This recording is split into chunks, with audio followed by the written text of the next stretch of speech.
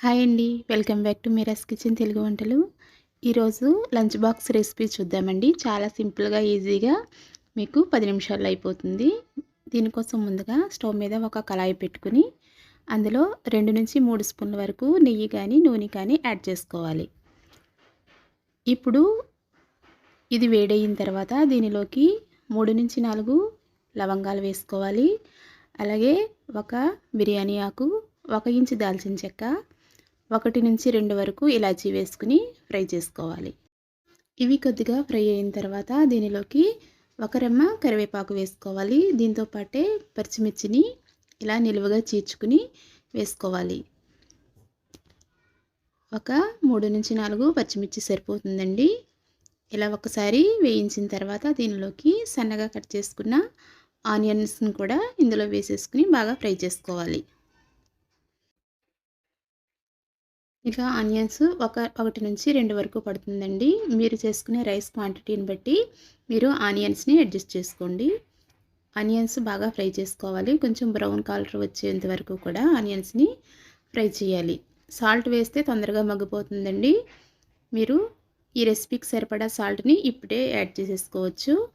ఇలా ఒకసారి బాగా ఫ్రై చేసిన తర్వాత దీనిలోకి 1/2 టీ స్పూన్ వరకు అల్లం వెల్లుల్లి పేస్ట్ని కానీ లేదా తురిమిన అల్లము తురిమిన వెల్లుల్లి కానీ యాడ్ చేసుకోవచ్చండి. అది మీ చాయిస్ని బట్టి ఉంటుంది.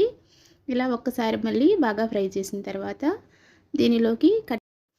దీనిలోకి పెద్ద సైజు టమాటోలు ఒక 3 టమాటోల వరకు తీసుకున్నానండి. ఇలా చిన్న చిన్న ముక్కలుగా కట్ చేసేసుకుని ఇప్పుడు దీనిలో యాడ్ చేసేసుకోవాలి. ఇలా బాగా ఫ్రై చేసుకోవాలండి. మనం సాల్ట్ ముందే వేసేసాం కాబట్టి తొందరగా మగ్గిపోతాయి టమాటోస్ కూడా. ఈ రెసిపీ అయితే చాలా బాగుంటుందండి. లంచ్ బాక్స్ ఈజీగా అయిపోతుంది. మీకు ఉదయం హడావిడి లేకుండా చాలా సింపుల్గా అయిపోయి లంచ్ బాక్స్ రెసిపీ అండి ఇది. ఇప్పుడు దీనిలోకి 1/2 టీ స్పూన్ జీలకర్ర పొడి అండి, వేయించిన జీలకర్ర పొడి ఇది.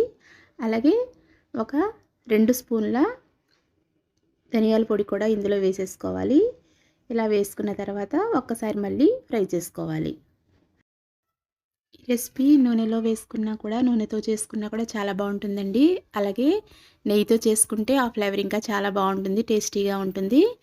ఇలా ఒక్కసారి బాగా కలిపిన తర్వాత దీనిలోకి 2 స్పూన్ల వాటర్ వేసుకుంటే సరిపోతుందండి. టమాటా బాగా మగ్గడానికి వాటర్ అనేది హెల్ప్ చేస్తుంది మనకి. కొద్దిగా ఎక్కువ అవసరం లేదండి, కొంచెం వాటర్ వేసుకుని టమాటాలని బాగా మగ్గించుకోవాలి. ఆయిల్ అనేది మనం వేసుకున్న ఆయిల్ కానీ నెయ్యి కానీ కొద్దిగా పైకి తేలేంత వరకు కూడా కొంచెం మగ్గించుకోవాలి. మనకి 2-3 నిమిషాల్లోనే టమాటాలు బాగా మగ్గిపోతాయండి.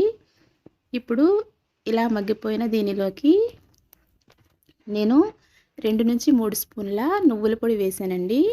ఈ నువ్వుల పొడి ఎలా చేయాలంటే నువ్వులు, వేరుశనగలు, మిరియాలు, ధనియాలు, కొంచెం జీలకర్ర, ఎండుమిర్చి ఇవన్నీ కలిపి బాగా ఫ్రై చేసి పొడి చేసుకుని ఉంచుకున్నానండి.